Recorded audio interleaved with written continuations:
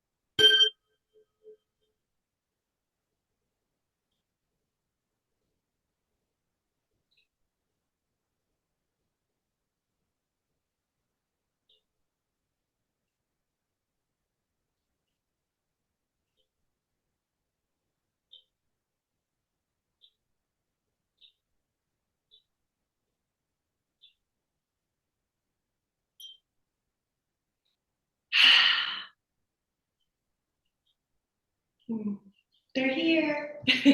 Thank you so much, Sunshine. The sound didn't come through that well through the Zoom, but I could feel it, and hopefully everybody else felt it. And the intention and the presence of the angels is here now. So that's the that's the important aspect of that beautiful practice. So thank you so much for sharing that beautiful gift with us.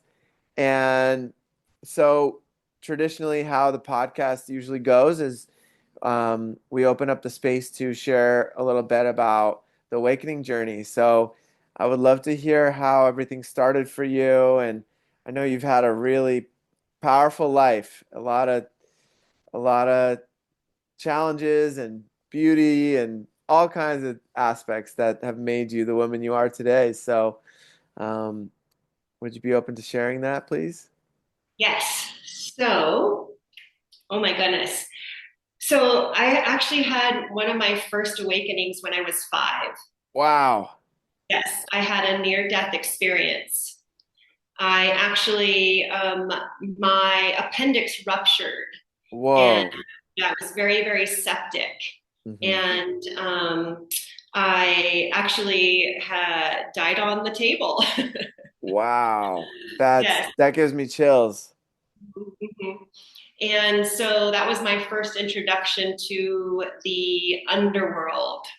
Okay. Yes. Um, and I knew that there was something different about me from a very early age because I would always want to be out on the land. Hmm. And I always spoke to animals and I would always make bird sounds and I would just be in my own little world and I would create potions and um, different salves and tinctures and stuff like that when I was a Wow. child. Yeah. Um, but I knew that, um, yeah, I was different Hmm. because my mother was clinically and chronically ill, Mm. mentally, physically, and spiritually. And I always thought to myself, how is it that the way that I feel so much love and I feel so connected to everything around me that I came from this woman. Yes, I mean, I thought that as an early, very early, as a child, Hmm. and I even wrote in my journals and told her very often that I never wanted to be like her. And for reference, my mother was had struggled with Hmm. addiction with a lot of drugs, but also addiction to sex. Mm. Okay. Yeah, Hmm. and men. Hmm. Hmm. And so I saw a lot of different things growing up that a child should never have to see or experience. And I kept a lot of that in. Hmm. And then I had another near death experience when I was 15. Oh, I got wow. in a car accident and broke my neck. Oh, gosh. I fractured C4, 5, and 6. Oh, my God. Yeah, and I was paralyzed on my right side. Whoa. Yes, and had to learn how to walk again, all that stuff.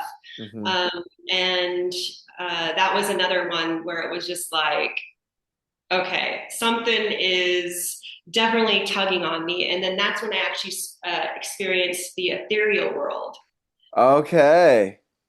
Getting Mm-hmm. chills again about that. So, uh, before we continue, would you be open to sharing like what you saw or any of the experiences that you had when you were 5 in the underworld and then when you were 15 and the differences between the two?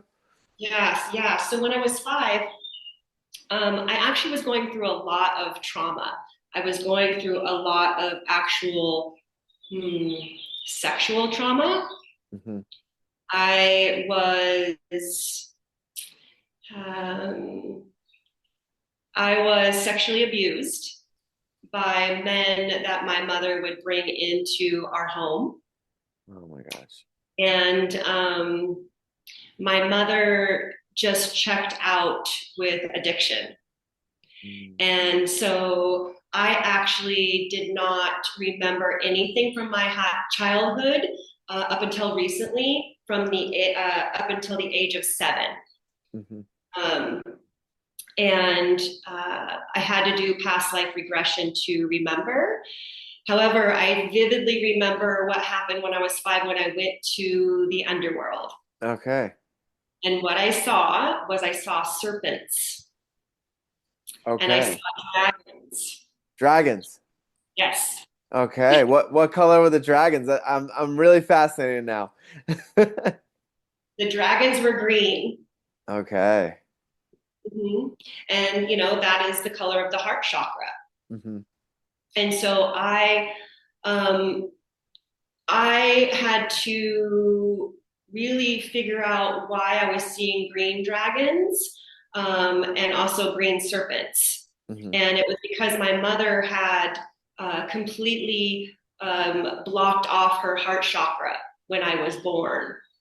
Oh, wow. She used to tell me very quite often that I was never wanted, and that this replayed over and over in my head. And I actually have now released that because I know it wasn't her speaking.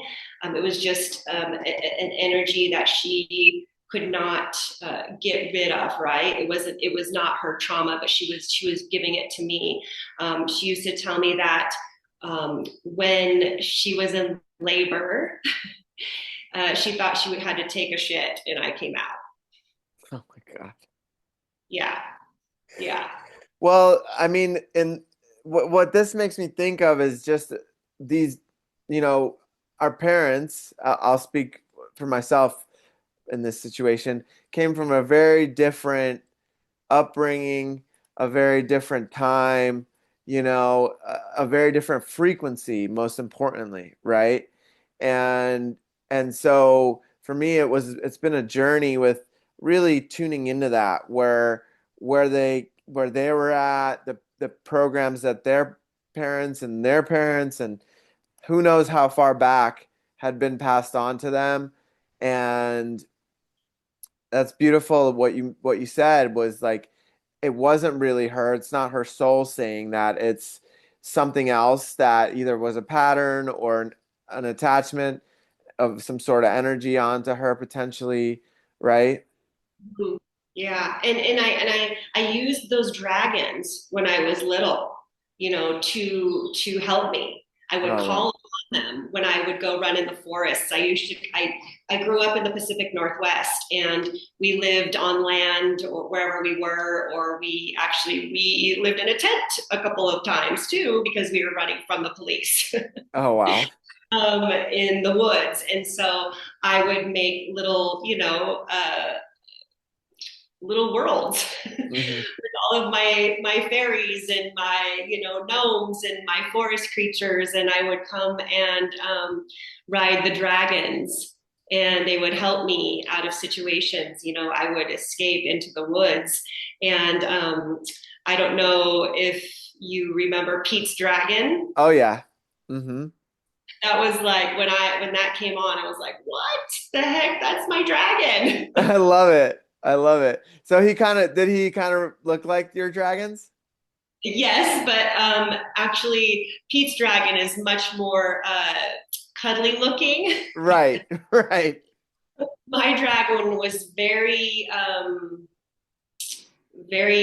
like not evil, but to the point where it was like very stern, Like Game of right? Thrones dragons? Yes, Okay. yes, yes. Okay. Like Game of Thrones, because that was who I called upon to get me out of situations that were happening to me, Hmm. um, especially if it was physically or emotionally.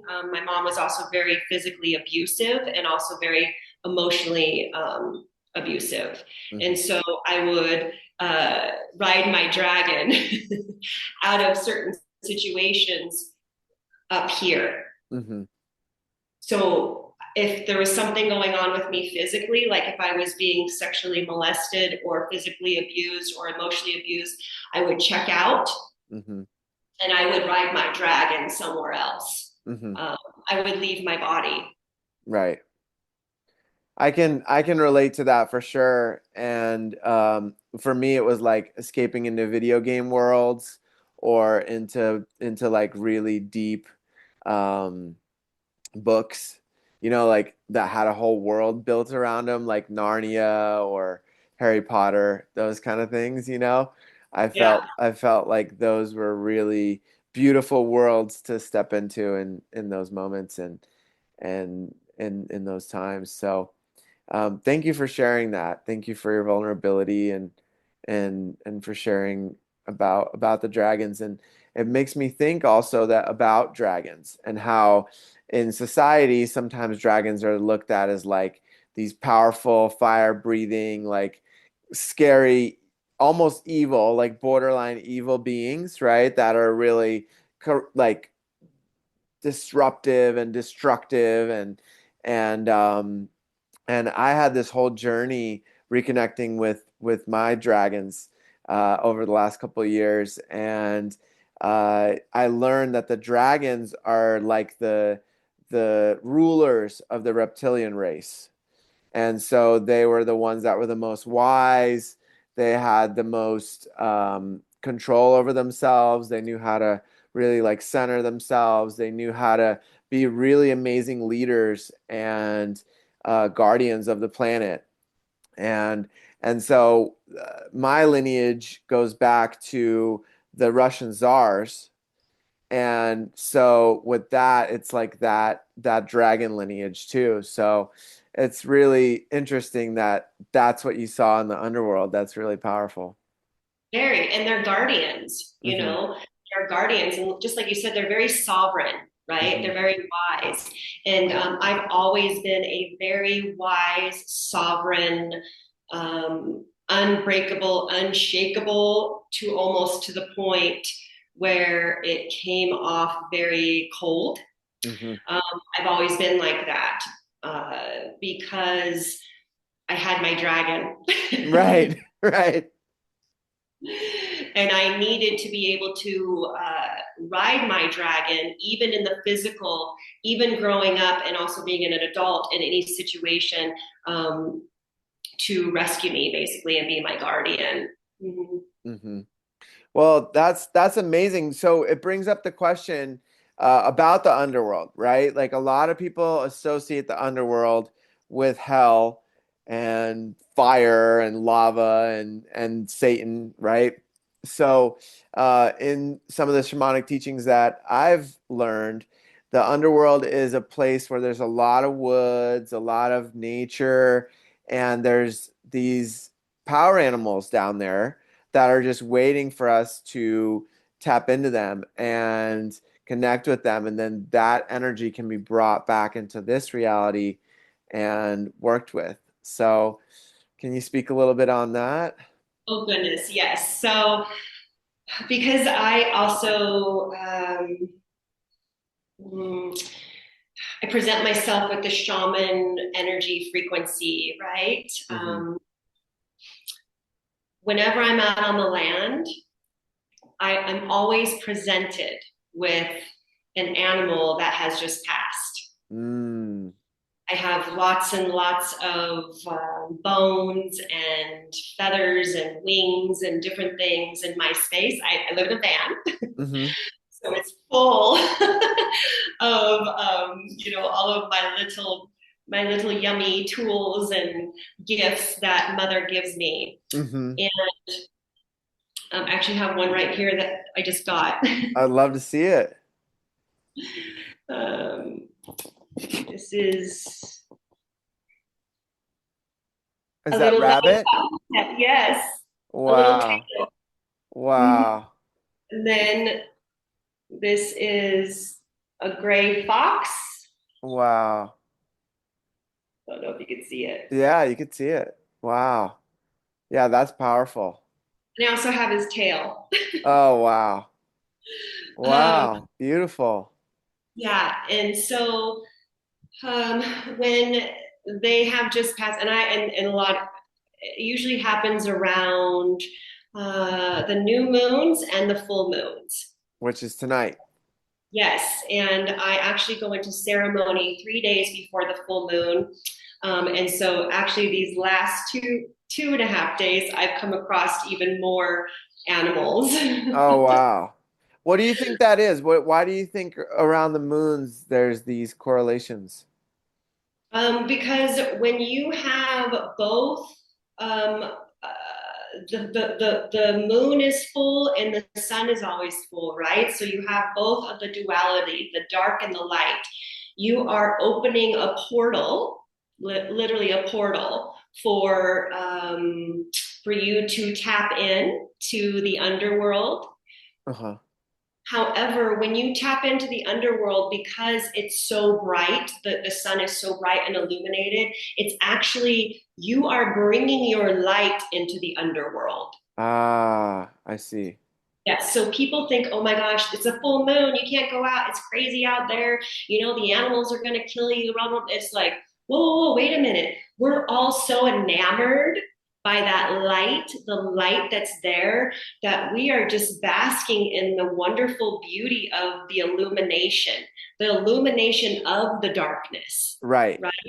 So, that darkness, because it's so illuminated by the full moon, we are able to connect deeper with the underworld. Mm, Because we're like, a lot of people can't sleep. Your sleep is disrupted. All of this, you're like a lot of energy, angst, and stuff. So a lot of people are outside, longer, looking up at the moon, and so you're more connected to all of your kin, mm-hmm, which is all of the flora, the fauna, the animals, everything that is hidden in the dark usually mm-hmm, comes out to play. And so you're all together communing under this bright light. And when you see that bright light, it just brings forth so much love because we're all just basking in the illumination. mm-hmm. Okay, beautiful, beautiful. Yeah, so um, if we bring it back a little bit to the underworld, right? What is it in the shamanic teachings that what's down there? Like I believe you can get your power animals like we discussed. What else have you seen down there or experienced down there? What makes it what else is down there? It's you that's down there. You. Right, right, right, All of us, right. right? We have to realize that in the darkness, we're still here, right? Like it is, people think that the underworld, like you said, is hell or it's some place, Hmm. right? It's not a place that we actually can physically go to. Hmm. It's a place where we have been before we became earthside. Because when you're in the mother's womb, it's dark. Hmm. So you're in this darkness. All you can do is use all your clairs, Hmm. right? Because you can hear in the womb, you can feel in the womb, you can smell, you can taste. There's all these different things that are happening in that portal of darkness, Hmm. right? And it's creating this beautiful life to come out into the light. Hmm. So it is in all of us. That is us. The underworld is us. It is our shadow. Hmm. It's something that we have to look at as um, creation.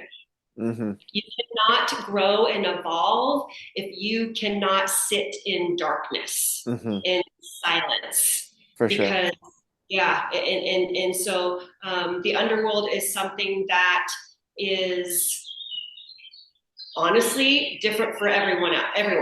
Mm, okay. Coming through your perspective, your reality. We all have a different reality, like the way that we've been raised or we've conditioned, or programmed, or where, your cultures, everything is different. So everybody has a different reality and perspective of what the darkness is and what the light is. Hmm. So that's where we need to um,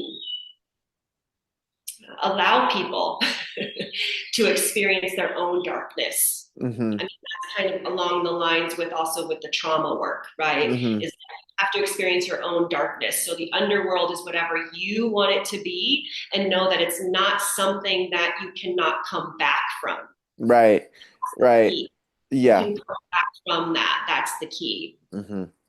Yeah, that's a huge key. That's a huge key because in order to grow and in order to raise your frequency, you have to shed those layers of trauma, of those dark shadows, the addictions, all those things that are blocking that evolution and frequency, right?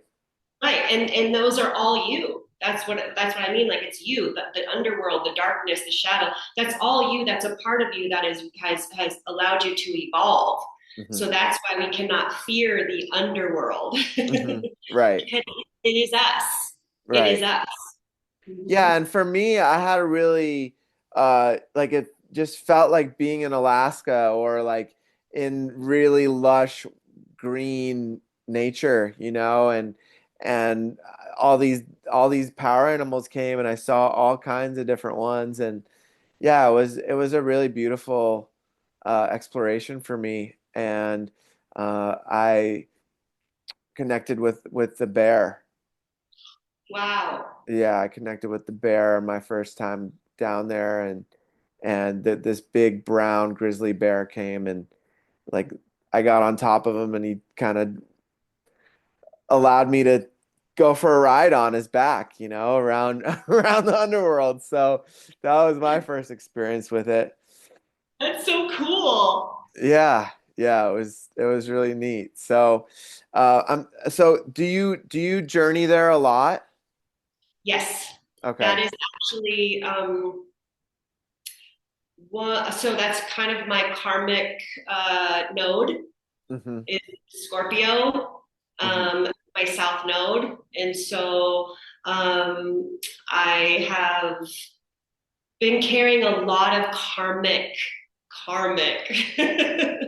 baggage for thousands of years. Hmm. And so in order for me to clear that out and bring forth the light that is from the darkness, I've had to go into the underworld most of my life, and I Hmm. still do. However, now I know how to say, you know what?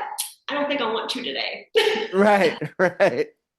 It's kind of that finding that balance of, because when I go into the underworld, that is actually where I also get a lot of downloads. Hmm. Um, because I'm so connected to a certain frequency, and it doesn't scare me. Hmm. Nothing scares me. Hmm.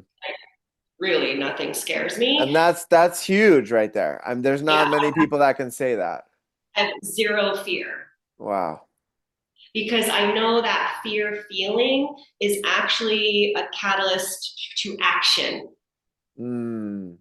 Because when you experience any type of fear, you're going to have to choose to get out of that, right? So fear creates action, Hmm. and I'm all about action.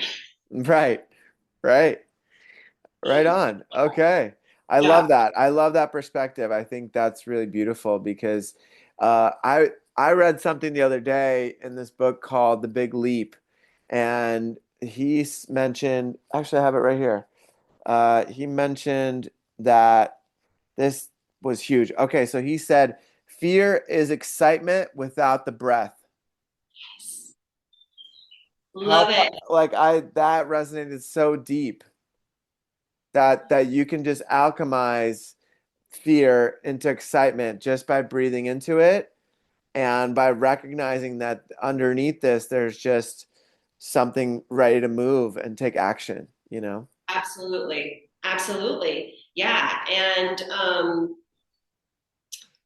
me being able to go into the underworld allows me to do my work at a very high level because let's face it, a lot of humanity is, um, I would almost say, physically and emotionally stuck in the underworld, if you want to call it that, because they feel like they are stuck. Yeah. Yeah, lower chakras for sure. Yes.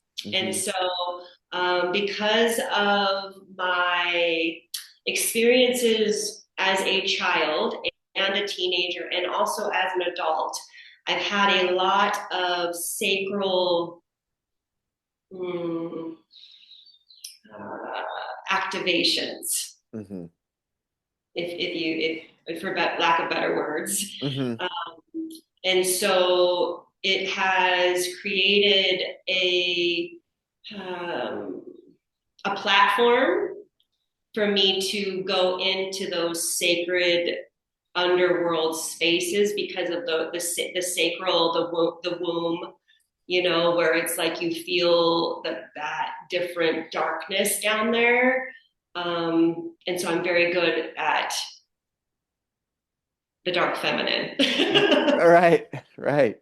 And that's important. I mean, it's that right there, not a lot of people talk about, even nowadays with all the spiritual movement, and you don't have a lot of women really going there and highlighting that specifically, and even less of the masculine talking about that. So I think that's a really important offering that you have. Yeah, because I mean, because we have such sacred energy, we can be conditioned and programmed into using it in a way that is dark. Hmm. And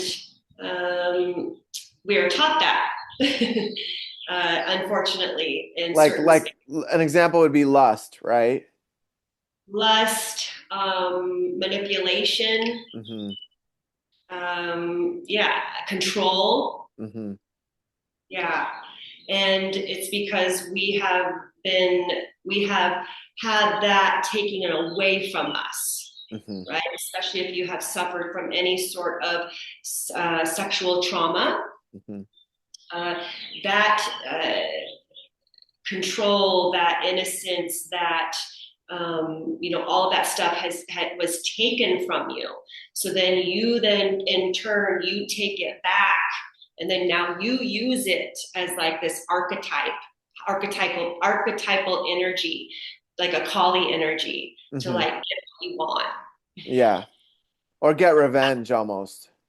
Absolutely. Hmm. However, what we need to understand is that when you are using that archetype for your advantage, Hmm. it is something that you have created in order to survive in a world that you did not feel safe in. So now you're creating this safety net for yourself by using the sacral energy as control, as manipulation, right? And so, go ahead. I was just going to ask, do you think there's karmic repercussions for this? Uh, um, ooh, I was going to say absolutely. However, I've kind of switched a little bit with that.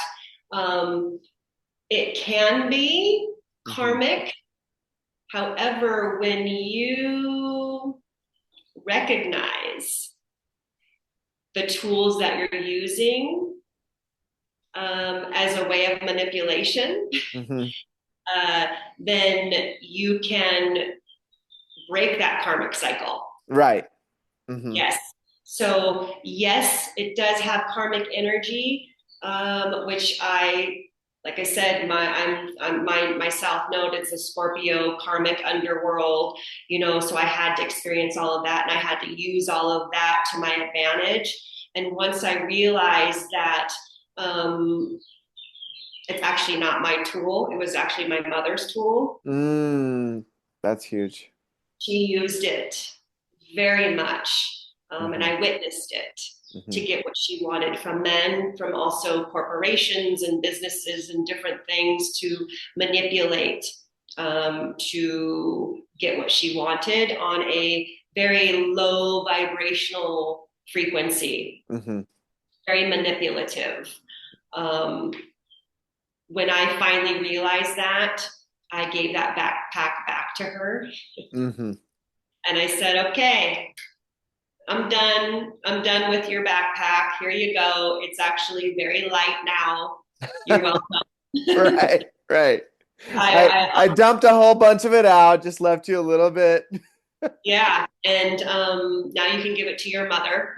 Hmm. There was a lot of incest molestation in my mother's family as well. Mm, So it was trickled. I see. Yeah. And once you hand that backpack over to its rightful owner, um, then your karmic cycles are over, Hmm. and mine are over now. Hallelujah. I know It's it's so such a huge relief, you know? yes, yeah. And now my backpack is heavy because I have my own tools in it, and it's my forks. Oh my God. Yeah, you got some big, they're some of the biggest forks I've ever seen. I mean, the one you pulled out in the beginning, that round one, and then you have some that what are like 14 inches long? Well, this is yeah. Here's the throat chakra fork. Gosh. Yeah, for anybody just listening in, I mean, it's thick. It's probably an inch and a half thick around, and then it's long, like probably at least 15, 16 inches long, huh? And this is one of the smaller ones. Yeah. Yeah, Wow. and it's made out of rocket ship material. Whoa. That's really cool. Yeah, and it has the same resonance as the bowls, Oh, okay. Like but you sing can feel it. like singing bowls. Yes, Okay. it can be very loud, Hmm. especially if you have multiple together. But this is more of a frequency, so you feel it more in your body. With the bowls, you can feel it, but you hear it more. Okay. Okay. Mhm. Beautiful. So, was there anything else you wanted to share about the underworld, or are you ready to Yes. transition? Okay, let's do it. The only thing I have to say is don't fear it. Okay. Don't fear it because it's you, and trust it because it's you. You Hmm. always have to trust yourself. Trust all parts of yourself, the good, the bad, the ugly, because those are just words. They're labels. They're labels that are trying to keep you stuck in a loop of not uncovering the true essence and the true meaning and identity of the underworld. Mm, okay. I like that. I love that. So, you went into the underworld when you're 5. Now you're 15, and you go into the ethereal world. Very different. Uh, and I'm so curious about your experience. So I got into a car accident, fractured C4, 5, and 6. I was in a lowrider Jimmy with a whole bunch of high school guys. Hmm. I was a track athlete, and I just came back from the Junior Olympics. Hmm. And I was in the car with my teammates, and I was sitting on my boyfriend's lap at the time in the front seat. Oh boy. Back in the 80s, this was in the 80s, this was Uh-huh. 1988.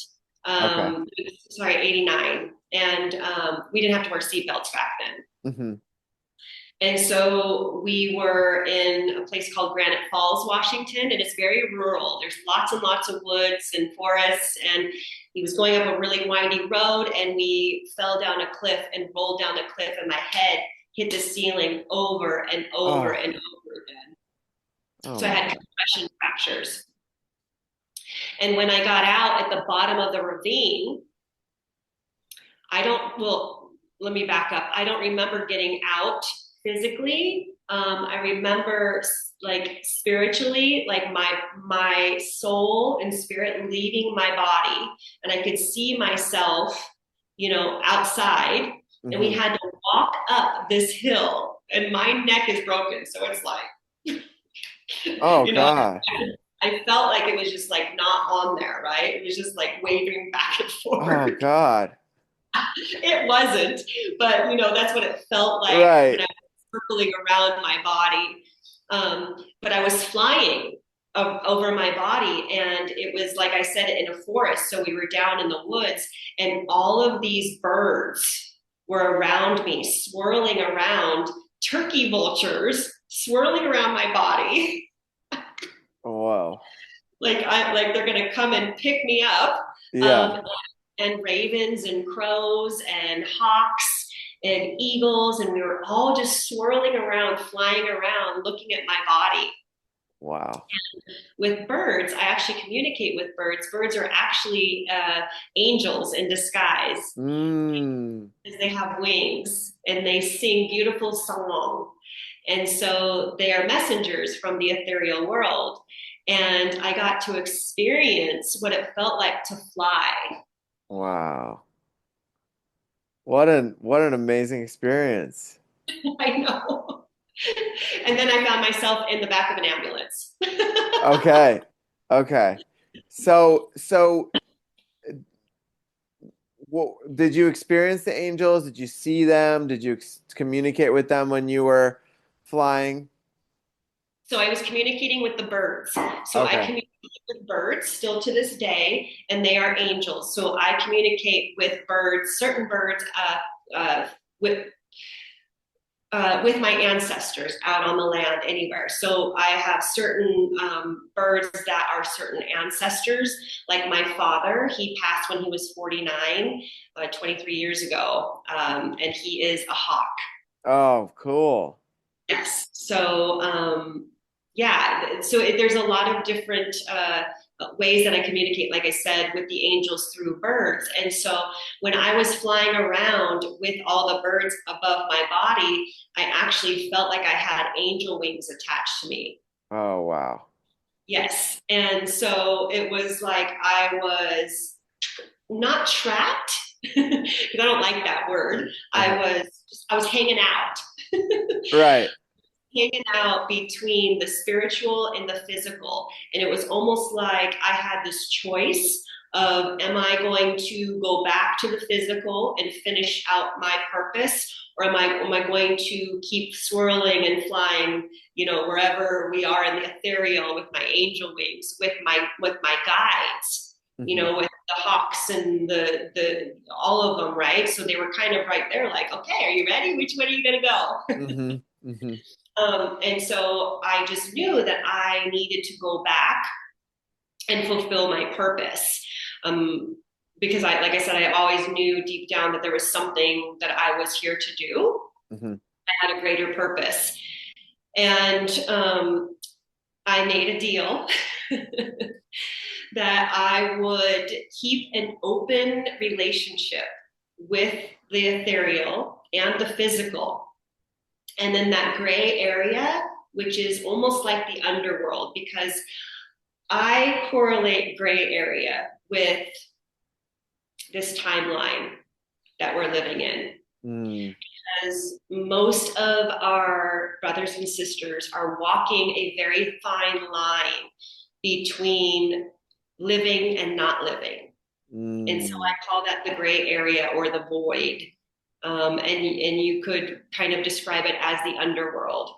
So when that brings up the question, when somebody, because so much of humanity is out of body, they're just barely in the body. That most of them are up here somewhere. So is would you relate this gray area with where the souls are kind of hanging out, or how? Yes. Yeah. Yes. Okay. Yes, because oh boy, there's so many things that are being placed upon us. And I say upon us because it's not allowing us to ground into our true authentic selves, our true identity. Hmm. So it's numbing our soul. So it's kind of like stuck in that gray area, Hmm. right? So a lot of our food, the things they're doing to the skies, the television, all of, there's a lot of programming and conditioning. I call it the mind virus. Hmm. Hmm. There's a lot of the mind virus in humanity right now, and that is numbing our soul. So it's not allowing our soul to actually be present in this timeline, which is actually heaven on earth, if you Absolutely. want it. Yeah, it's I believe that we create that. We create Absolutely. that, and it can be created in the most chaotic and far out times. I know for me, COVID 2020 was like the best year of my life because we created that. We created that heaven on earth, literally. Absolutely. And it was the precipice to me really uncovering who I was supposed to be. because I Mm. lost everything in 2020. I Hmm. lost my business. I lost my home. I lost everything that I ever knew, friends that I thought were my ride or die, because of my sovereignty, my beliefs, a lot of different things. However, it was supposed to happen because it allowed me to get rid of all the masks, the characters, the numbing, the everything that was keeping me in that gray area. Hmm. And that brings up the question, do you believe that we choose our relatives and our parents? Say that one more time. Do you believe that our soul chose our lineage, our parents and our relatives? Yes, you actually chose the DNA that you come into this lifetime. Hmm. Um, and you are here to bring forth the light crystalline body of that DNA before it was um, uh, before there was placed a virus in it. Okay. So we're right now in the collective. The collective is having such a huge tower moment that we're restructuring our DNA Hmm. through the people who are waking up. And people are waking up at a very rapid pace, very rapid pace. Hmm. Um, Everything that is happening in this timeline is supposed to happen, regardless of whatever you believe in or you think is right or wrong. It is part of a prophecy and it's here to wake everybody up. This could not happen if these things in this existence is not happening. It's Hmm. the time right now for a great awakening, and people are listening. That's why we created this podcast. Absolutely. Thank Because you. yeah, because no, of course. I mean, for me, I look back at my awakening and I was like, what podcast would I want to create for myself back then to listen to? And this is for all the people coming awake, if you will, or coming online out of the matrix into this reality for what it really is. And it's there to support everybody, to show everybody that there are so many ways up the mountain, and none of them are any better or worse than the other. The only person that's wrong is the one running around the base of the mountain saying, "You guys are all wrong for going up the mountain." You know? And I'm already at the top going, Yeah, hi. come on up, guys.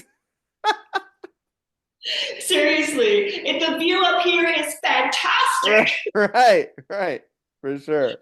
Yeah, yeah. And I mean, that's key because, we are waking at such a rapid pace because the masculine energy that we're living in right now, because we're also in a huge digital age. Hmm. We are, I mean, everything is so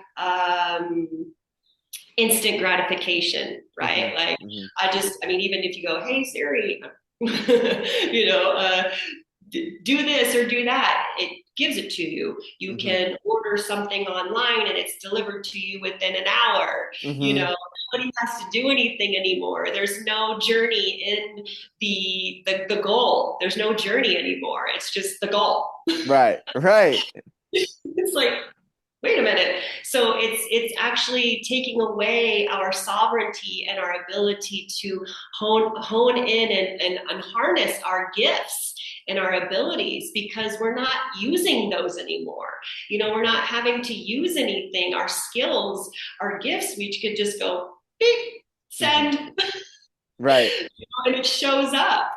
And because that scale of the masculine and the feminine energy in the collective is so off balance with the masculine, right? Because there's so much war, competition, all of these things in the collective that the feminine is like, you know what? I ain't down for this anymore. Right. Right. Yeah. So we're now on the land more. We're now finding our inner goddess more. We're now realizing that um, there truly is toxic femininity as well, Hmm. not just toxic masculinity, because it's together. We both have masculine and feminine energies inside of us, no matter what your physical presence is. Right. We are all fluid, Hmm. right? Energy is fluid. Yin yang. Absolutely. Hmm. And so also, so the masculine and physical form is watching the feminine and physical form do a lot of work in the spiritual, that they're actually feeling it Hmm. in their feminine. So they're actually feeling that the shift inside themselves as well, to feel safe within themselves. So the masculine is actually going, hey, I want to learn more about this stuff as well. I want to learn more about the ethereal. I want to go out on the land. I want to be, I want to have silence. I want to be seen, I you want to feel know? my emotions, right? Absolutely. Hmm. And Yeah. so it's now safe for all of us, our feminine, to start being seen. And Hmm. it's such a huge, I get just chills thinking about it, because it's such a huge awakening for the planets. Big time. A lot of things are in alignment as well. And so it brings forth that feminine energy to the physical. And old paradigms are crumbling, Hmm. because we don't want to live in that gray area anymore. Hmm. We don't want to do Absolutely. that. No, no. And in my practice, I always tell people, here, if you have two decisions, two choices, right, which is amazing to have, you have choices. Hmm. Um, you want to look at each choice, and you want to Marie Kondo that shit. Right. I want to say, is it excuse my French, but I do swear. Uh, It's either a fuck yes hmm. or a fuck no. Right. If it's not a full body fuck yes, then you need to go back to the drawing board, and you need to go, why isn't it? Hmm. What am I not listening to? What am I not trusting? Right. Because I guarantee you that if it's a fuck no, then it is a fuck no. Like, trust yourself, trust it. Hmm. And because gray areas are not fun. For sure. For sure. It's not a fun place to be.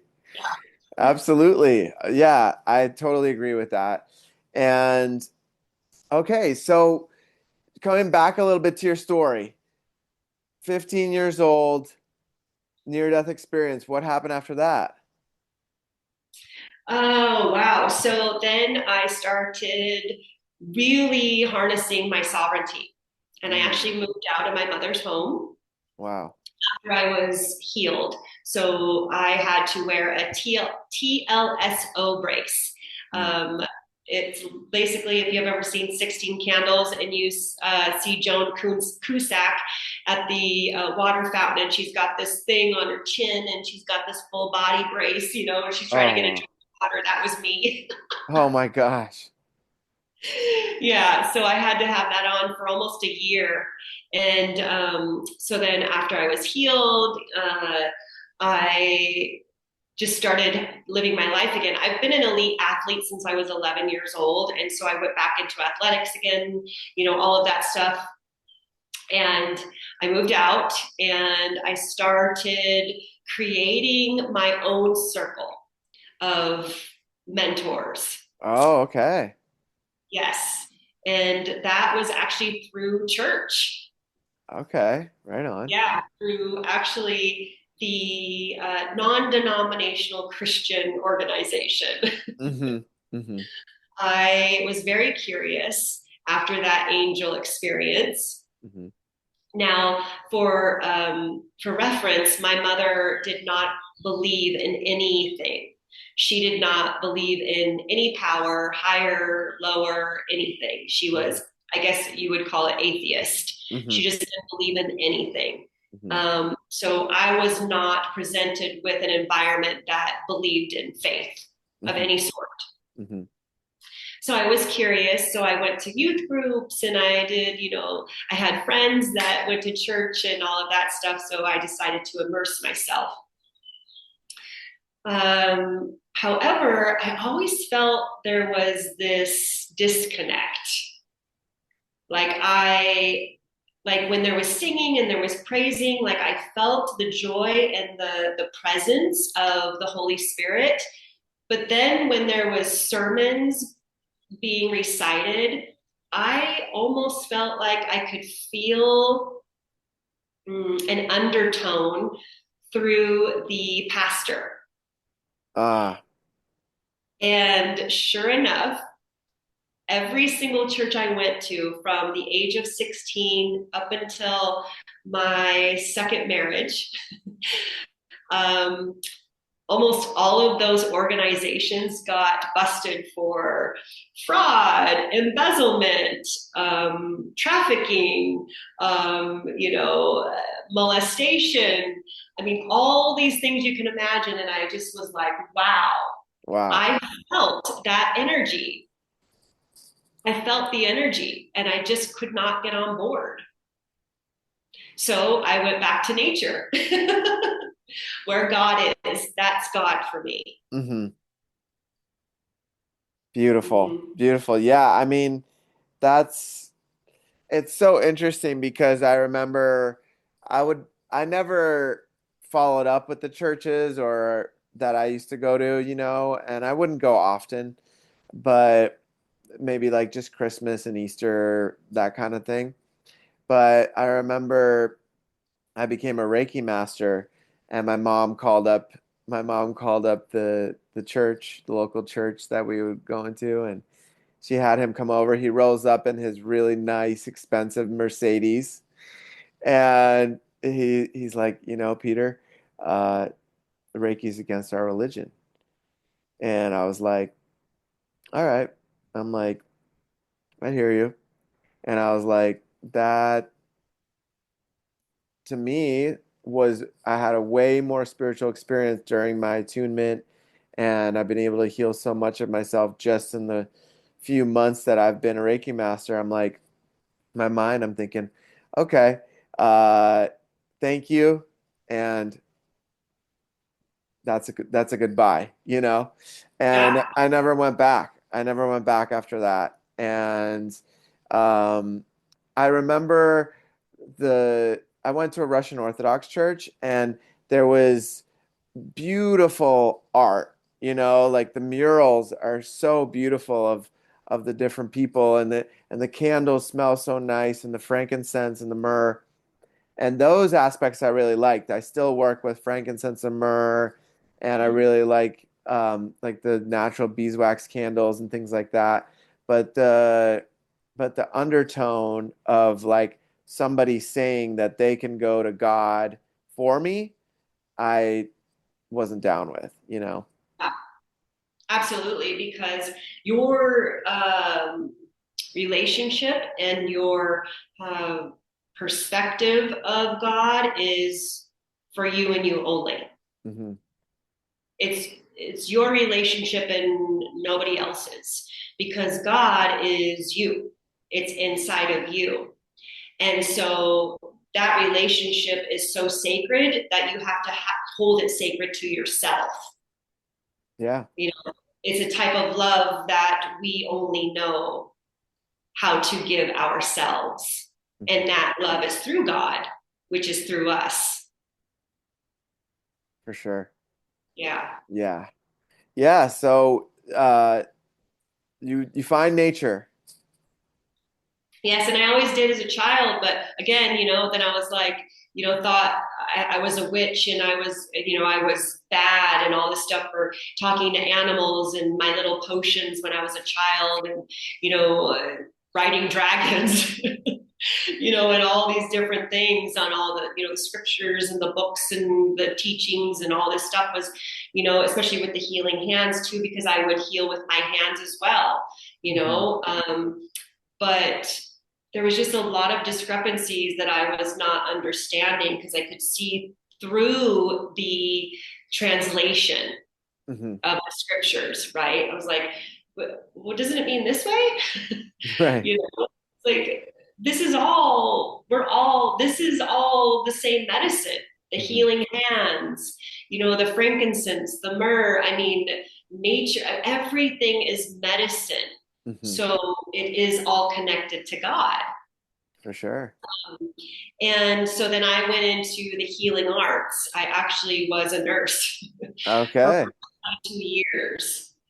And I was doing a lot of my healing hands on my patients as well. I worked in a hospital setting. I worked in the ER and then also in the recovery room. And I worked in orthopedics and a lot of different specialties. And I also worked very closely with the geriatric population with dementia and Alzheimer's Hmm. and also hospice. So I worked in hospice as well. And it was a very rewarding experience to be a part of the journey that they're about to experience on their next transition.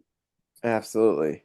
Yeah, it's a whole nother level working with the geriatric population when it's in that type of setting, either hospice or an Alzheimer's clinic. I've had experience doing physical therapy in Alzheimer's clinics, and speaking of the moon, on a full moon, it was always a show. All those shadows would come out and they would just be full throttle, no filter for these people. And it was like these aspects of them were just running the show. And they Yeah. were, yeah, and they were just, uh, some of the nastiest stuff was said, and some, sometimes even like some low levels of violence, like throwing things and that kind of thing. Oh yeah, I worked in geropsych. So we had a locked side and an unlocked side. Mm-hmm. Um, but the thing with dementia and Alzheimer's is what we have to understand is when you get to a certain point in your life and you have decided you are going to now experience life differently through feeling, your mind checks out. And so now you're going to start experiencing feelings that you have numbed and pushed down for your whole life. So Mm-hmm. you forget about things that have recently happened. Now you revert back to, when you were younger. That's why they don't remember things, close. They remember things back in the day because now they're reverting to the things that made them feel a certain way. And so it can come out as an anger, as in love, as in a lot of different things. And so we have to give them grace, knowing that they're now re experiencing things that they have numbed with emotion and feeling because their brain, their masculine side is checked out. Mm-hmm.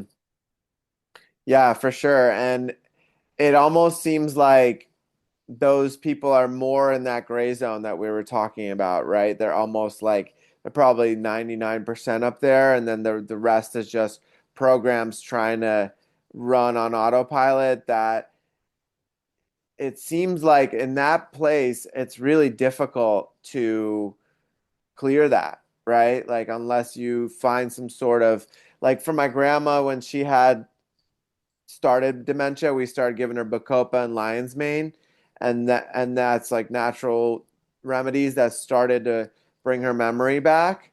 But I mean, from a spiritual perspective, do you think that that's kind of just like a recording almost of these programs that is on rerun that is really hard to break at that point in life? Yes, but what's happening is they're trying to break it. That's why they check out. Hmm. And so in that space, they need to be held. They need to feel like they are protected because they are kind of resorting back to their younger years. So, Hmm. they always they always look scared. Hmm. They're always like, not really there because of the feelings that are coming up. Like you said, they're purging old programs. They're purging the mind virus. Hmm. And so the mind virus is just like completely taken over at a certain point. And some people think that it's also karmic, Yeah. which I do believe in some of that as well. But I think the karmic part is whether you are combative or not. Right. Right. Right. Yeah. Yeah. And even the caretakers, like when you really zoom out, maybe those people were caretaking for them at some point in one of their lifetimes, and so that can be a really big rabbit hole for as well. And that I think is a great transition into past lifetime regression and that kind of thing. For me, it's come as like random times throughout. Like I haven't it's been difficult for me to just like sit down in meditation and actually access that. But I've accessed it in myofascial unwinding sessions. I've accessed it in Kundalini yoga classes and the Shavasana at the end, and in really deep meditations. I've accessed it through eye gazing Mm. with previous partners. Like I've watched them morph into different beings that we've had lifetimes with and future lifetimes where she looked like a alien, like a blue alien or a red alien, that kind of thing. And since time isn't linear, that may all be happening simultaneously.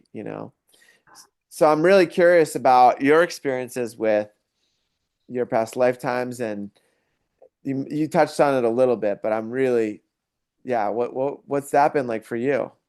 Oh my. Because I can tap into both worlds, I would say even like three worlds, right? The ethereal, the physical, and the underworld. I'm able to. It's more of a knowing and a feeling. However, lately I've been seeing now. Ah, it, nice. the experiences are so much more visceral. Hmm.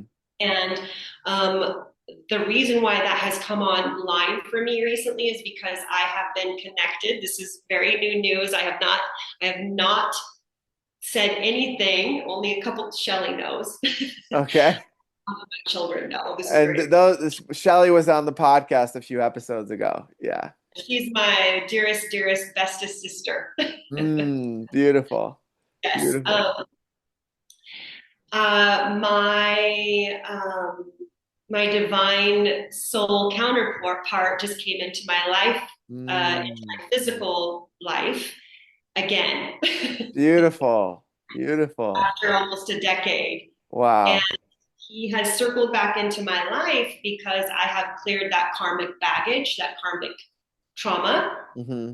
Um, and we have actually been in each other's lives in past lives. Mm. I actually have been a high priestess. I have been a queen, and I have been a couple of other things as well.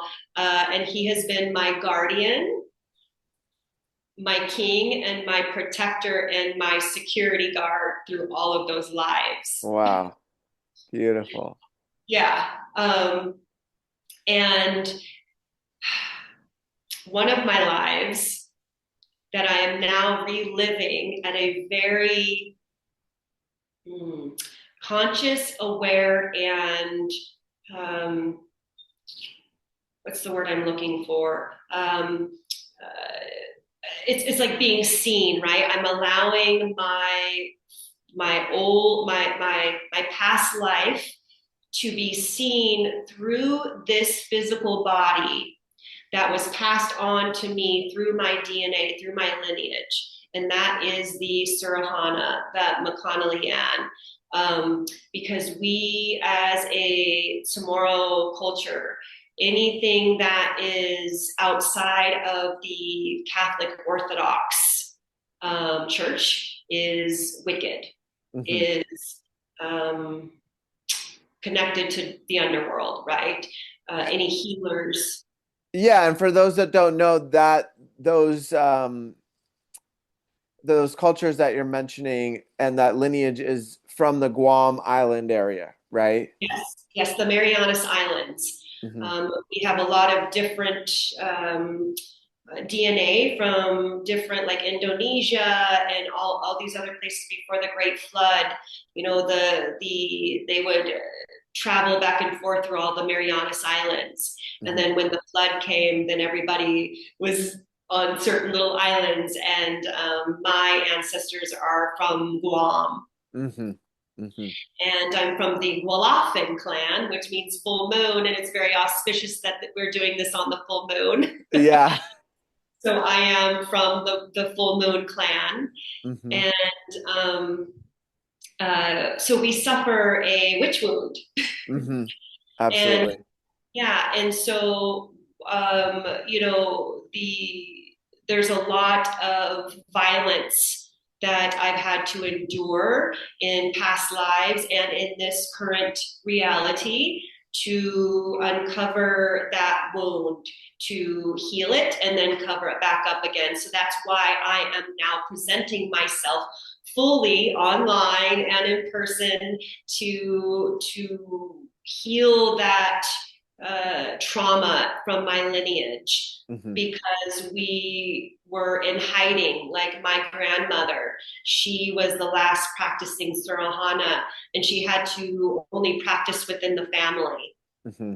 because you would get in trouble. Mm-hmm. And there is still some that practice that are out there visible, but it is a dying culture. Mm-hmm. It's very much a dying culture Mm-hmm. because of the fear. And I mean, we're talking, like with the Surahana, this is the female, and the Surahano is the male. Mm-hmm. With the Surahana, it was like, they would take a stick, a big stick, and sharpen it, and then they would place the woman on top of the stick through their vagina, and that's how you would slowly die. Is it would be through your Oh, portal. wow.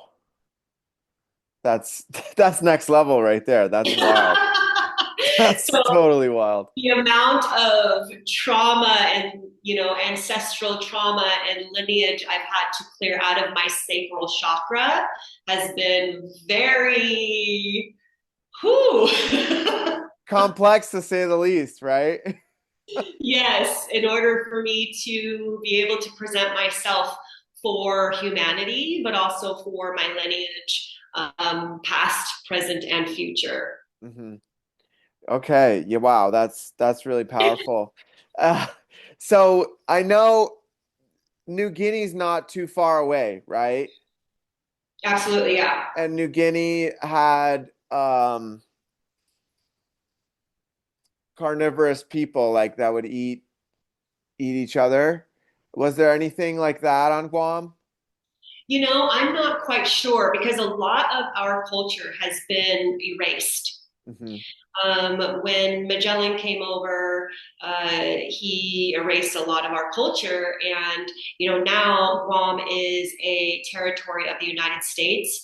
And the only reason because of that is because they like to use our land for military bases Hmm. because it is in a very good position with China and Japan and all, different places. And so it's like, it's a very good position for the military. However, we suffer from colonization. I mean, our land, our sacred land is being stolen from us for Hmm. military bases. I mean, we can't even vote for a president, you know. There's a lot of colonization that has gone on, and we don't have good drinking water, and a lot of our species for plants and animals are being extinct, and just a lot of stuff is, our island is very small, Hmm. and so thank goodness the younger generations are standing up to colonization, and we're trying to take back our land, Hmm. because we when you're in spaces of awakening, you understand that the land is the mother, and Hmm. we need to save her and work with her to co-create freedom. Absolutely. Absolutely. Yeah, I'm it's awesome to be in this time, with I know. it's just every day I'm like, all right, it's getting more interesting. All right. Well, Even our language, our tomorrow language, it's got the original dialect is dying because of our elders have been so conditioned with a mind virus within the four walls of the Holy Spirit. When our culture and our ancestors, they went by the sun, the moon, the stars, the tide, everything. I mean, our island is, basically there's stories about how the formation was, it's a female, and there's lovers that are encapsulated in the rocks and the formation of the islands, and there's so much spirit in the island, and we need to harness that. We need to bring it back. So there's just a lot of conditioning that needs to be reversed. And thankfully, I wasn't raised where I was conditioned. So I was allowed to kind of freely float and figure it all out on my own. So now I am able to get all my downloads from my angels, my ancestors through the ethereal, because I was not raised by my Chamorro family. However, we do connect with the underworld very deeply. Like, it is not uncommon.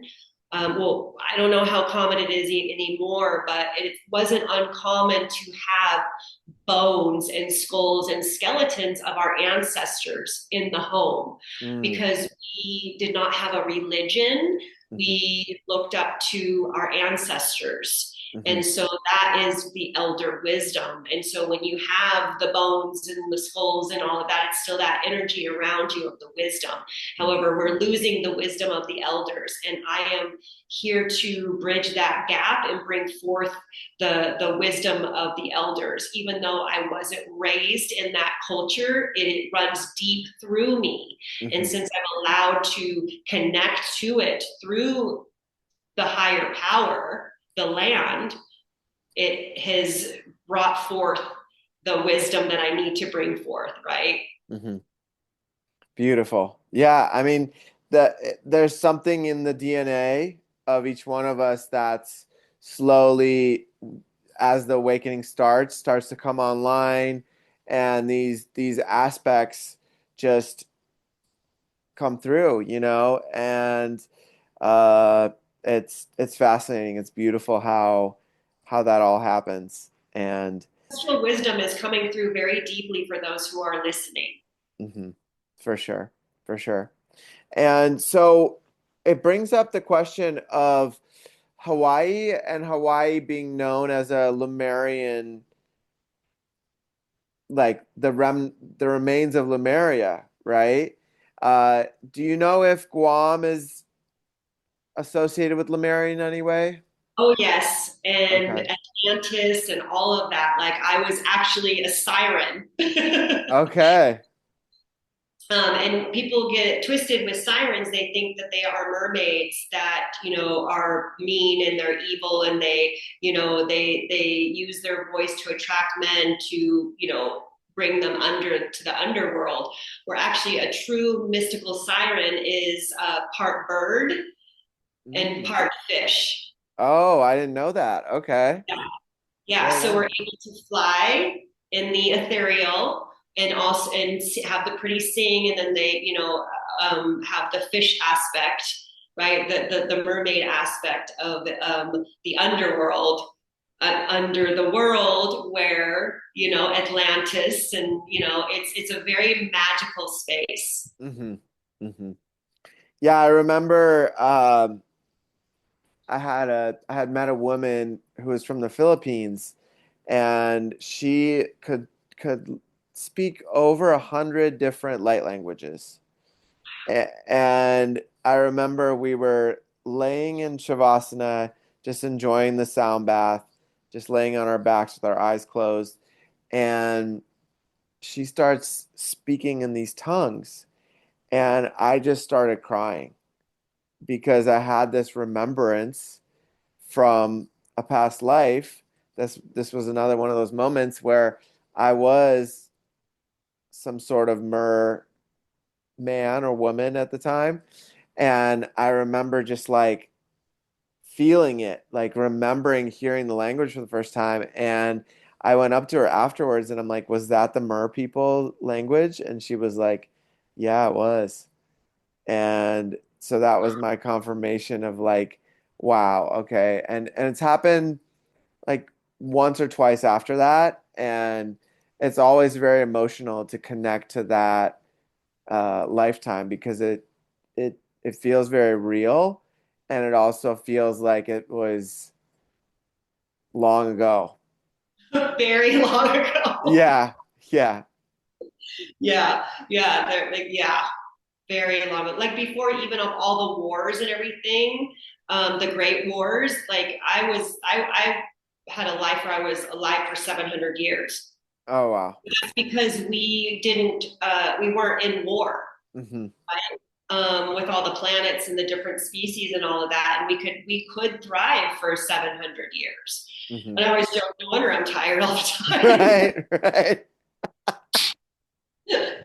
Yeah, yeah, For thousands of years. right, right. Yeah, the spirit's a little tired now, but I can relate. And so yeah, one of my dad's teachers actually, I went to Reiki share at her house, and she channeled while we were treating. She's like, you've been around when the like during the time of the dinosaurs, like you were here. So you've been on Earth for a long time, and I feel so much love for the planet so deeply that uh that that really, like, since I was a kid, just like you mentioned, it's like such a deep connection to the planet that there's no wonder I keep coming back because I love it here so much. Yes. And what we have to understand is we are actually we're an invasive species Hmm. to the planet. Like we are like the human species is an invasive species to the planet. However, we've been conditioned to believe that, like, if you go to different places, oh, that's an invasive plant or that's an invasive. That it's like, what? It's Right. actually thriving. How is it invasive? Hmm. That's just a testimony to the Earth's frequency and the heartbeat of Mother Earth. Allows anyone and anything and any species to come and root in her and thrive, Hmm. right? So the reason why I say we are an invasive species is because we are not co-creating with her like every other species out here, Hmm. right? We have decided that we want to have ownership and control over her, Hmm. and that is when it's invasive, Right. right? If we go out in nature, we can see everything co-creating with each other and supporting each other through death and rebirth and regrowth, and everything is so beautiful and so symbiotic that it's just natural. Hmm. However, we have come in and we have been a destructive part of that cohesive cycle, Hmm. right? We are that bump or that glitch in the Hmm. cycle. We Yeah. are we're damaging her, Hmm. and in the process damaging ourselves because we're a part of her. Yeah. Yeah. It's sad. It's really sad. And then at the same time, there, what we mentioned earlier, this awakening's happening. So everyone's coming out of this like materialism kind of life where, oh, I need to get the newest iPhone, I need to get the newest clothes. And it's like, okay, I can go to the thrift store and get even cooler clothes for way cheaper. And like all these aspects are starting to come online that are more in synchrony with the planet, like even the hydrogen cars that they're creating, like you just that'll be amazing to just like pour a bottle of water in your car and just go. And so I like to see both sides, right? Like I like to see the the positive aspects of it as well. Oh yeah, I mean, there's definitely great things, in the progress of you know the growth of things that aren't natural, right? Hmm. However, we've been here before many, many times, Hmm. you know. Like it will, the scales of the masculine and feminine will be way tipped to the masculine, and then we have to balance it out. And then Mother Earth will be like, guess what? We're doing this. We're just gonna wipe it clean. Right, right. Full reset, guys. Yep, we're in a reset, and you're gonna either be here or not. Hmm. Hmm. And And so, I think that one way that Mother Earth does it is by switching the poles. absolutely, Hmm. yeah, and the polarity is definitely switching. We're, because it is that time. However, I believe that we're not going to have a reset like we've had in the past, Hmm. where everything just crumbled or burnt or froze or all of that stuff. I don't believe that we're going to have that type of reset this time, because we have created such a beautiful reality that we need to wake up to the fact that we can live in both worlds. Like, just because I'm a very natural person and I'm a Mother Gaia medicine woman, and I basically, I practice land medicine, like everything for me, for my guests, right? In my practice, I first and foremost do everything I can completely natural and Hmm. holistic. Hmm. However, there is great purpose within the imagination and progress of technology. Hmm. We do need to learn how to co create with it so that we use it for good and not for bad. Hmm. Because AI is so prevalent right now.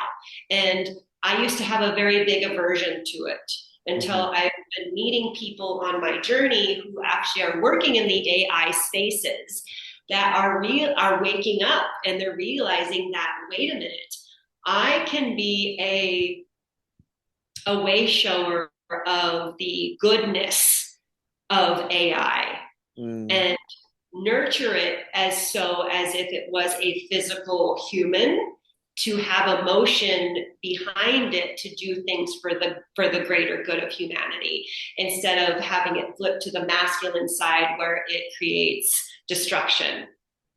Well, that's a really interesting point. And I wanted to just add, before AI was even a thing, I had worked with ayahuasca, and the biggest message I got was like before it was even a thing. Like nobody was talking about it. It was like none of that was around. But like the biggest message I got was that AI is the opposite of love because it's got no emotion, and hate can be alchemized into love. Bless you. Thank you.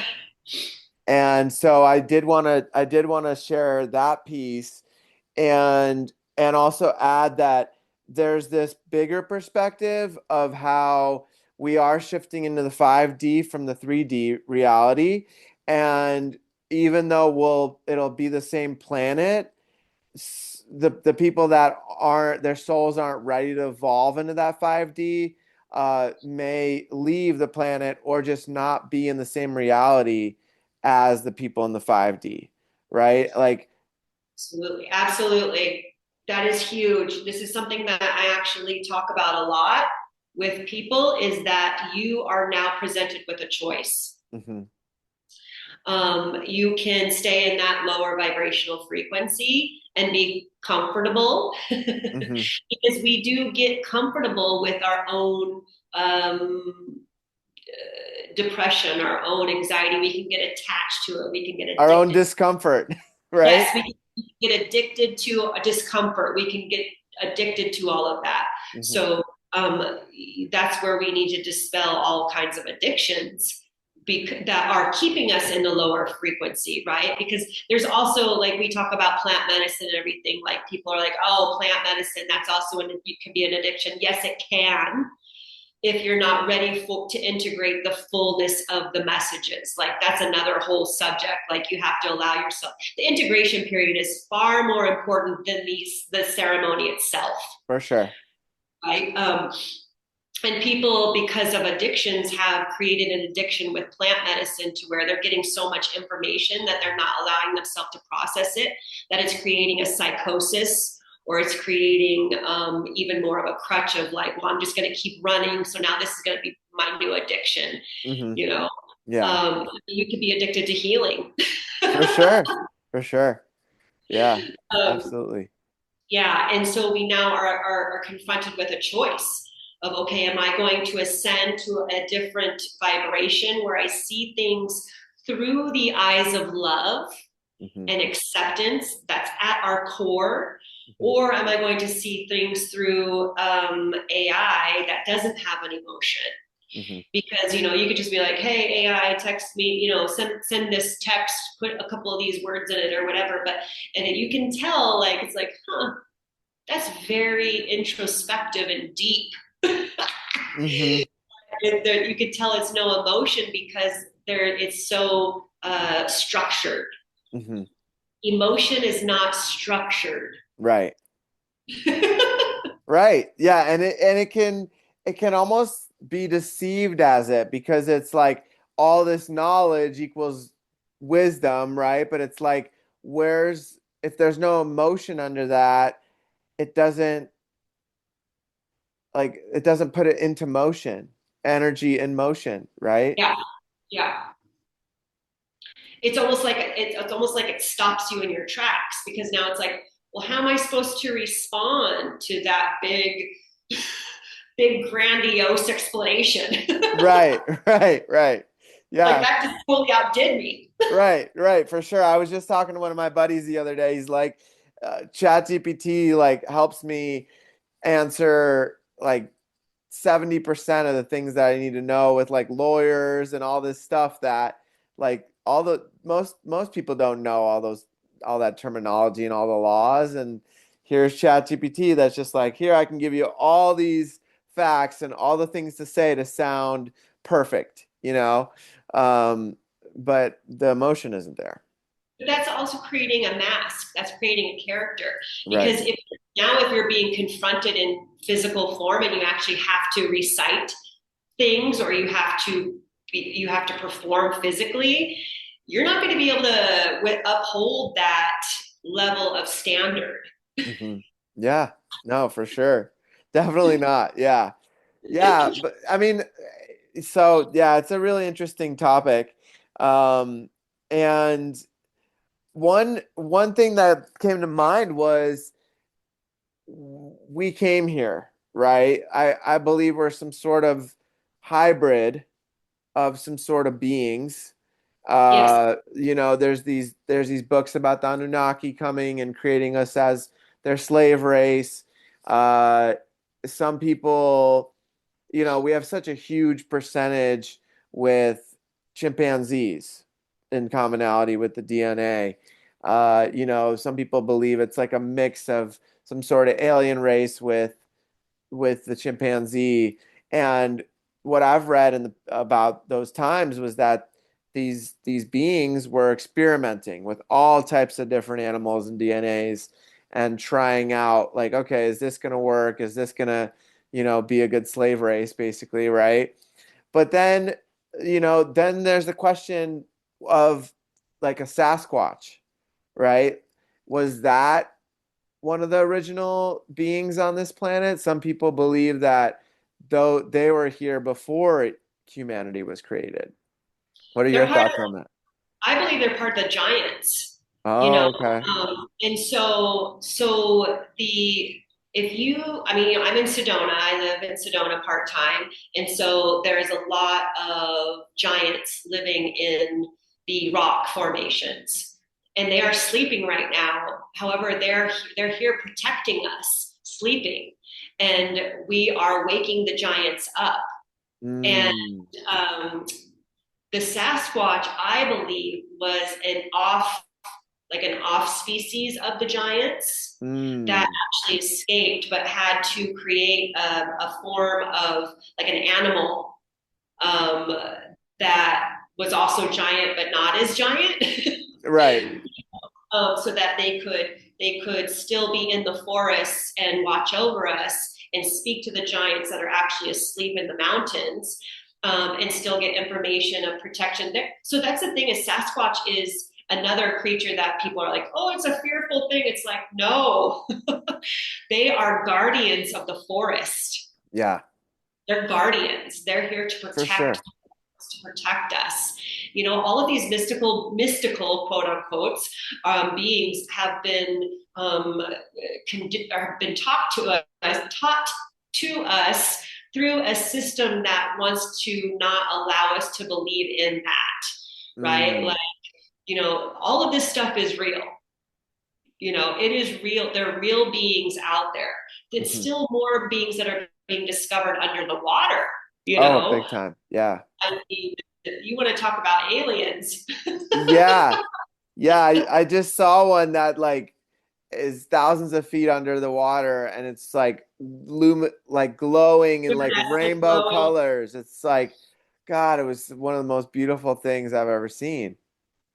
Yeah, they live on a frequency that we as humans can't even understand, you know? And so we are still exploring and uncovering things about us that we didn't know existed within us because of, like I said previously, of all the numbing that's going on because Mhm. of the form of control. Because a controlled society is safe It's easy to for, manipulate. It's easy to yeah, for command. certain people. Yes. And there's a lot of profiting off of our traumas. Mhm. And but like we know that we're waking up to the fact that we're being manipulated and profited off of. And when we are waking up to our gifts, it is allowing us to recognize that even more. And we're like, hell no, we won't go. Right.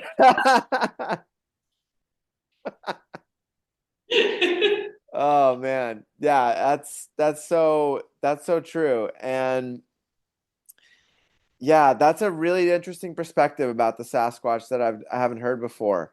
It's they're for sure guardians. I've interacted with three of them in Mount Shasta, and I actually have an episode where it's just me talking about that. But have you ever encountered them in the physical? Yes. Okay, I'd love to hear about that. It was actually in the Three Sisters Wilderness in Bend, Oregon this last summer. Oh, cool. Yeah. And I just knew that I was being watched. Oh yeah, I could feel it when they were watching you. Oh, you're being watched to no end. And my dog, who's right next to me, Mr. Watts, he is actually a conduit to the angelic realm and the underworld as well.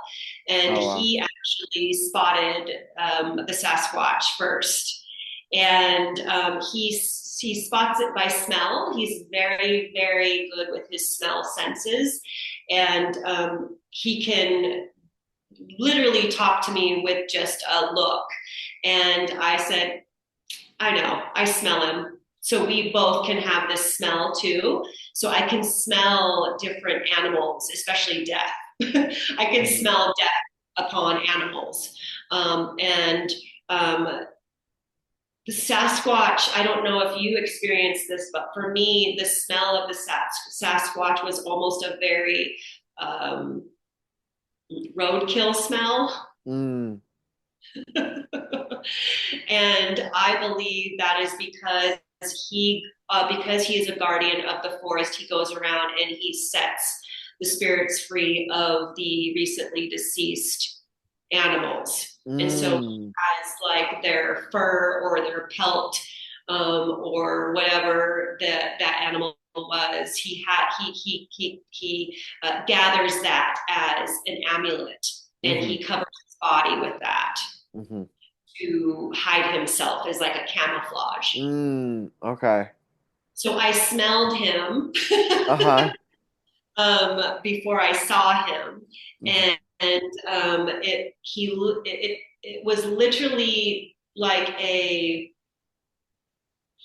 it almost felt angelic, to be honest, because it was like a safety protection, of you're divinely protected. hmm Um, yeah, but it was very, very short with the eyesight because it was like, I want you to feel me, hear me, and smell me more than you see with these eyes.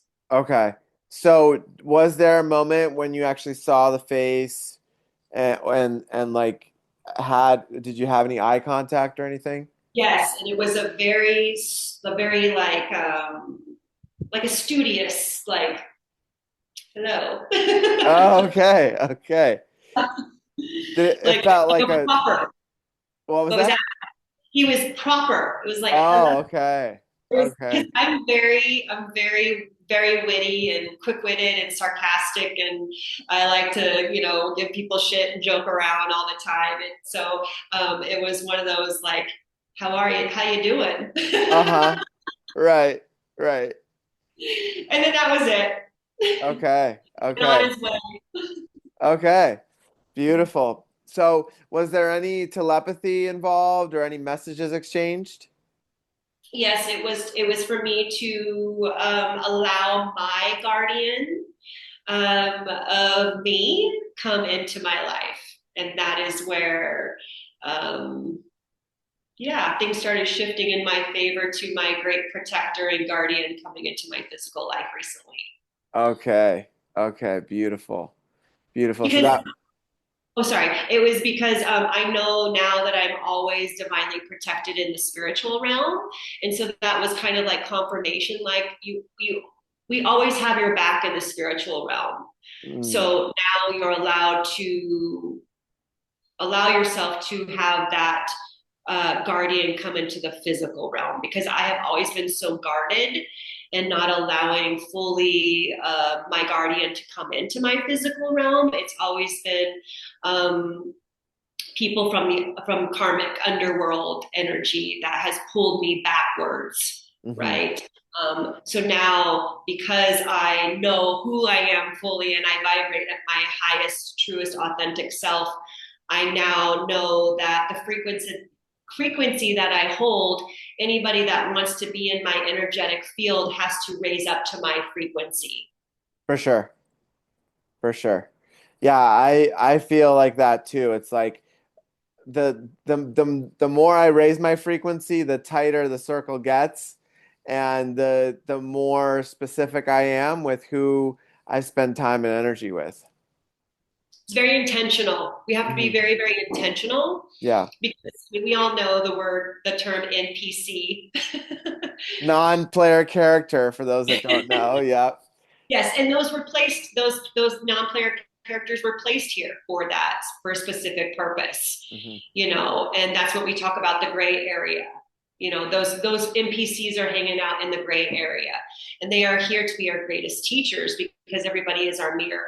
Every Yeah, experience, every person is our mirror, and the NPCs are here to be our mirror, fully our mirror, to see if you can evolve. for sure. For sure. Absolutely. Yeah, it's fascinating that that's been so real in my life where like literally if I'm activated or triggered by anything anybody does outside of me, then and it doesn't have to be a human, it could be a dog, it could be whatever, right? And if I have a reaction inside my body, then that's my responsibility to take a look at that and heal that. Absolutely, because everything outside of us that triggers us is a false reality, right? So it's like that's why we have to vibrate a frequency of love through our lens and through our being and our presence, because, like, for instance, right now we have a great divide in the political parties. I mean, in everything you can imagine, there's so much divide, right? Yeah, Because we've lost love. We've lost the alchemization of turning hate into love. Um, and when you are able to alchemize hate into love, you will see souls, and you will realize and recognize that all that stuff, like whatever somebody believes in or whatever they do that you don't necessarily believe believe in, however you see each other at a soul level, you know that's all a false reality and it's not even real. Right. What's real is this, is us, this human connection, this visceral feeling. This is all real. Hmm. All everything outside of us is not real. It's just programming, it's just conditioning, it's something that is holding us hostage from truly co-creating with each other. And Hmm. again, that is a threat. For sure. For Mm-hmm. sure. I was watching Planet Earth 3 last night. Have you ever watched it? I have not. I don't watch Oh, TV really. yeah, well it's like a nature show. Okay. And it has David Attenborough as a narrator, and he's my favorite. I've watched Yeah. all his stuff, especially as a kid, and all the way up till now. And so there's this scene where there's like 12 great white sharks patrolling the beach, and they're looking to eat the sea lions, right? And I think it's in South Africa somewhere. And I've never seen this happen before, but they caught it on film, and I didn't even know this was a thing. But at some moment, there was a tipping point, and the sea lions were like, "We've had enough." And you just start seeing them in shoals going into the water and just swimming alongside and behind the great white, letting it know like we're not gonna take this anymore. We're done with this, what, like you trying to eat us basically, right? And this is a metaphor we're getting to, right? And so they just came in swarms, like hundreds of them behind these great whites, and just pushed them back out into the deep sea. And that was fascinating to me, and it like really showed me in the nature world how, if we all came together, how much power we have over literally any corporation, any pharmaceutical company, anything, oil companies, you name it. Like if we all came together, we could be like those sea lions and move it all out. Just like, Absolutely. yeah. Because we know that that was like a David and Goliath situation. Like the sharks could totally take over those sea lions. I mean, the difference between the attack is completely off center, off balance, right? Hmm. However, they came in groves of just, I'm standing up for myself and my sovereignty, but it's coming out of love. And because it's like we're pushing you out to not only rescue us, but you, like, go away. Like we're bigger than you. We're an army, Right. Um, it's still going with love. It's Hmm. still like, you know what, you can go out into the water, you do your own thing, stay in your lane, but we're gonna be over here. Leave us alone. We're gonna stay in our lane, you Right. know? Yeah. And that's been a theme, like let's just stay in our lane, Right. to Yeah. keep going. Yeah. And so that just gave me a lot of hope and a lot of um, excitement for what's coming. And, there's different waves of these star children coming in, right? Like my generation and your generation were kind of like termed as the indigo children. And then after that, I believe it's the rainbow children, then the crystalline children, and then there might even be another new one coming in now. But each one of us has a role to play in the development and the creation of the new world and the new Earth, moving into that 5D reality. And like for the indigo children, our role is kind of like to break it down, and then the next generation comes, and they're already doing it, Oh like gosh. they're already creating it.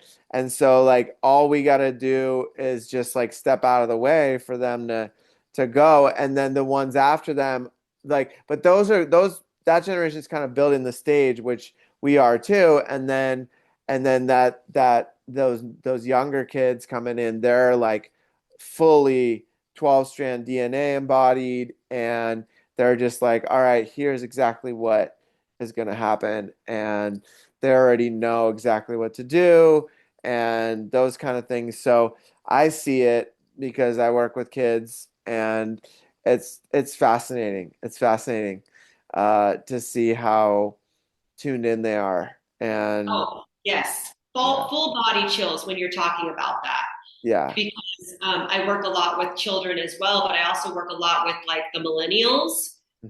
I'm Gen X, and Hmm. so um, the Gen X feminine are waking up at a very rapid pace. Hmm. And so we're allowing ourselves to be seen. And what it's doing is it's hitting each generation now, backwards and forwards. So, like, then, the every generation is feeling it. And so it's getting even, more aware and more potent. And like you said, with I, I told one of my guests, he's 29, that I just saw recently in Sedona. I said, your generation is putting everything into action. You are here to basically save us. Hmm. Yeah. And because they're doers, they're the ones who are very active on social media. They're the ones, stomping the grounds. They're the ones who are very loud and out there and, like, you said, putting into action. And I said, thank you, because I'm tired. And now we're going to be able to sit back and relax and say, good job. Right. Right. And live the rest of our lives, in our golden years, just like, this is freaking beautiful. This is exactly what we laid out for to present to you, to pick it up, to, move forward with the blueprint. And it's such a beautiful thing. And like you also mentioned, the young ones, they are like, literally, the 12 strand DNA is so real, Hmm. because the children, you just look at them and they look at you, and you're just like, stuff that I'm like, give it to me. You could Right. just in them, and they're just like, I'm not going to share it right now. But I mean, they are so locked in and connected.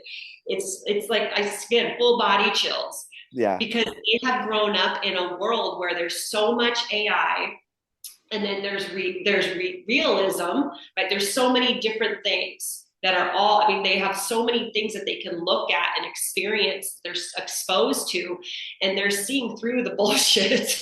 Right. Right. For sure. They're For seeing sure. through the bullshit. Yeah. Yeah. They're like, no, I want to be a kid. I want to be outside. I want to be on the land. And every time I see families that bring their children to Sedona, I am just like, thank you. Thank you for exposing your children to real, to raw, to Hmm. what's really here, real in front of you, visceral, because it's super important. And these children are soaking it up Hmm. like nobody's business. Well, I was just in Sedona a couple months ago, and it was my second or third time, and Sedona is literally like living in a national park. Like if you took Zion out here in Utah and you put a city inside of it, that's Sedona. But like even Yes. even more amped up and more extraterrestrial activity and all these portals opening. And I remember I watched this video on YouTube one time where this guy used frequency. I don't know how real it is, but it looked crazy. He used frequency where he tuned it to a specific frequency, this device, and then this circle started opening like a little crack in this reality. And there's a little circle, and wherever he was, he looked in, and there was Sedona in this other side of the other side of this portal. And I'm like, of course it's Sedona because there's so many vortexes and portals there.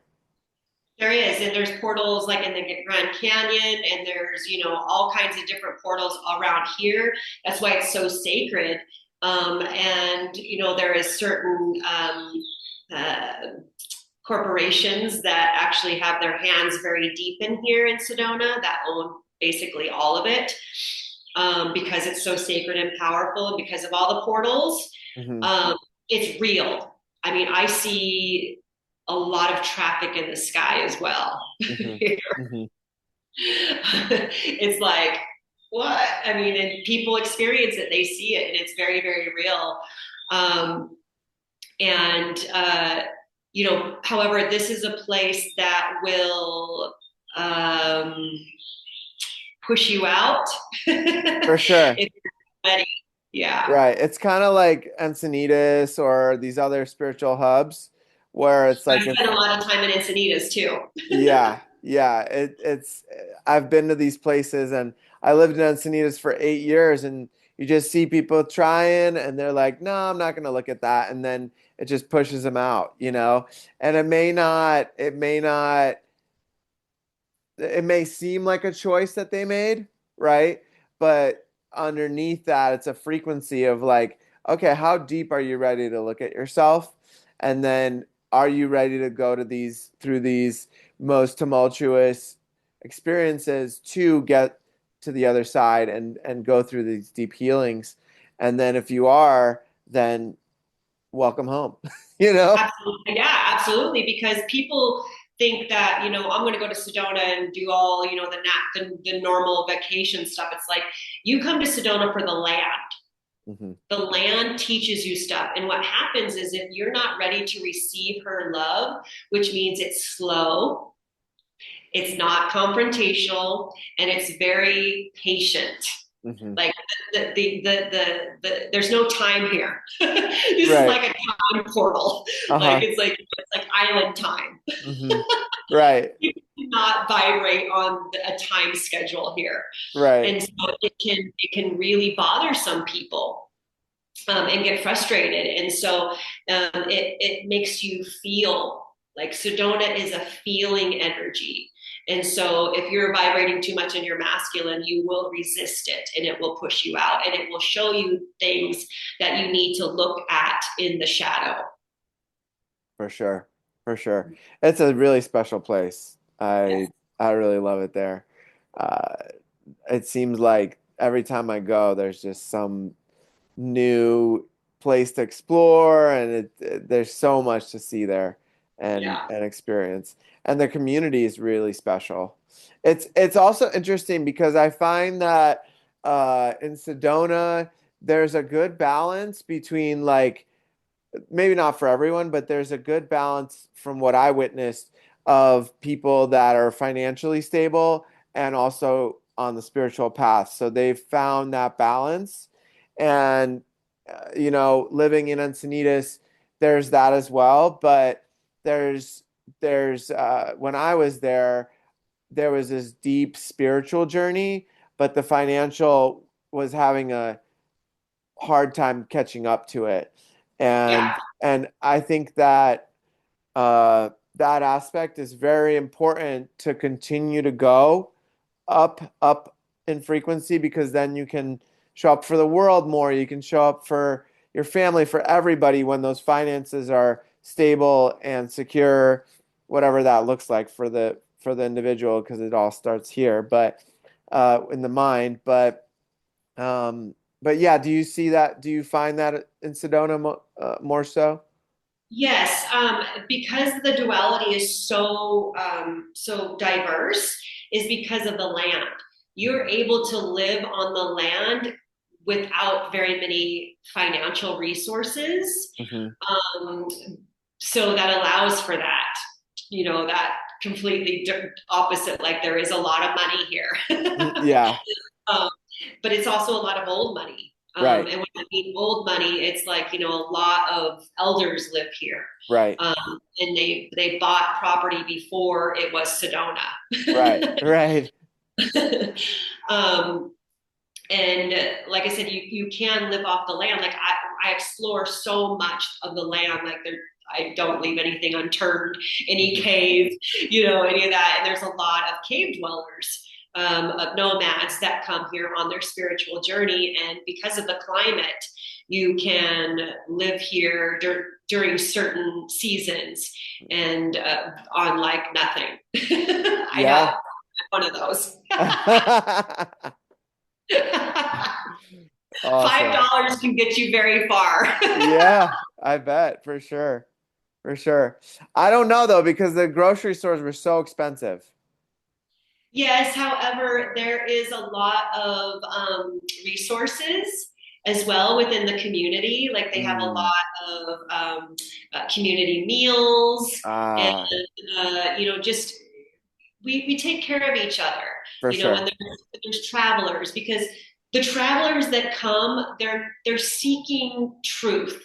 They're seeking themselves. So we don't get a lot of the addictions that are in, say, Phoenix and that kind of stuff because it's not here. You can't find it here. For sure. You can find a lot of 60, 70-year olds that are microdosing every day. Right, right. Totally different vibe though. It's a totally different vibe, Yeah. you know. So, I think everybody recognizes that. And there are some, NPCs here as well that are like, get out of my, town. You're muddying up the traffic and blah, blah, blah. It's like, well, do you understand that this is a tourist town? You live in a Right, tourist town. right, right. And I welcome all of them because I'm a tourist myself. I don't own this land. I Mhm. don't own this. I'm a tourist. This is, so I love it when I see tourists, quote unquote, because we should share our home. We should share our land. We should share our medicine. It doesn't belong to me. It's not mine to hold on to. Right, So, we have to understand that as well. for sure. Well, Sunshine, this has been an amazing, amazing conversation, an amazing time. I've had a blast, and it's been such an honor to have you on. And you're welcome on back on anytime. Thank So you so much. And I know we hit a couple topics and not all of them. However, I think we said what we needed to say and it was just very organic and that's how I live my life organically. for sure, for sure. That's the No vibe of the script. podcast, for sure. Yeah, there's no script to life. And I think Mhm. that's what's really important for us to understand. We can't control the outcome of this existence, right? So we have to be very, very rooted in our faith and grounded in our truth. And my purpose is my presence. And I think that everyone should recognize that their presence is their purpose. Mm, I love that. I love that. That resonates really deeply. So thank you so much, Sunshine. It's been an honor. Until next time, take Thank you care. so much. Thank you.